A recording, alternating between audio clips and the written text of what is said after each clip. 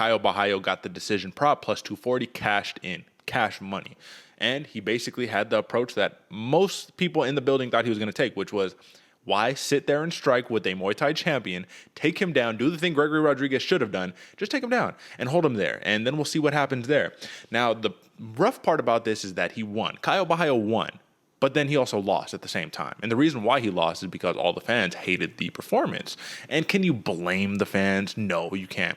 And the person that I was talking about in the intro, AJ, Danny Sabatello, that's who I was talking about. He was on the Dana White's Contender Series, domination grappling win. And what happened? Did he get a shot to the UFC? No.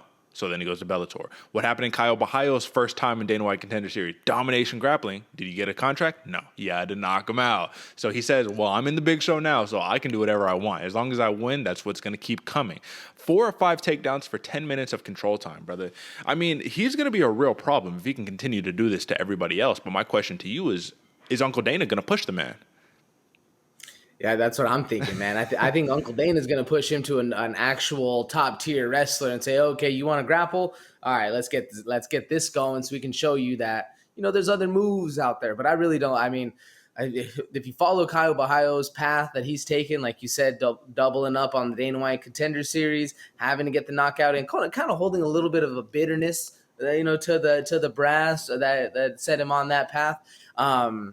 I think he's gonna have a hard roll to toe going forward, man. Because one, you're already kind of pissed off at the brass, so you're gonna fight your own fights. You're gonna be a little stubborn about it. We're all a little stubborn right there, and then not making fan friendly fights. It's just it's hard to sell, And as much as we hate to say that this is a business, an entertainment business, it really is.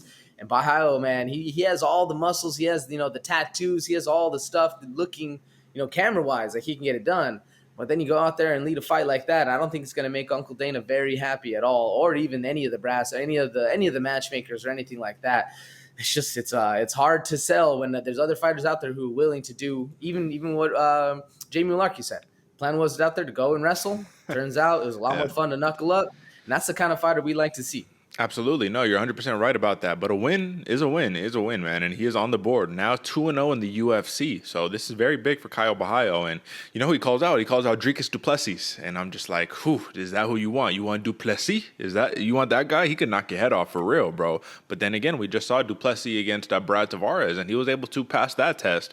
So if he could pass that test, Caio Borrlaho, you're going to have to offer a little more on the feet to be able to really give him a challenge, especially now. But he's smart, though. Isn't Borrlaho smart? He calls out a ranked guy. He says, 2 fights in the UFC, give me a ranked guy. And if we're talking about getting the push, that might just be what's necessary right now. But either way, I do think that this is a good stepping stone win because Armin Petrosyan, he did have, very good form coming off of the major win against Gregory Rodriguez. You get a win over the guy who beat that guy. Okay, now we're talking here. So I guess the question becomes, if Caio Borrlaho maintains this wrestler style, man, it's just going to be about storyline, about narrative. I think that the skill is there. We know how good he is. But then again, the decision prop is what we were looking for the whole entire time. He got the job done. Big win by Caio Borrlaho. I wish I had more to say, but until he actually shows us a little bit more, there's not really much else to say. I mean, he did get outstruck in terms of total strikes by about 30 strikes, bro. So he got outstruck. In terms of significant strikes, this is even crazier. He landed 12 significant strikes in the fight. That's what he's credited for via ESPN. I don't know how long that's going to last, brother. So, big win by Caio Borrlaho, but hopefully we get a little more excitement on the board. But I do appreciate the win.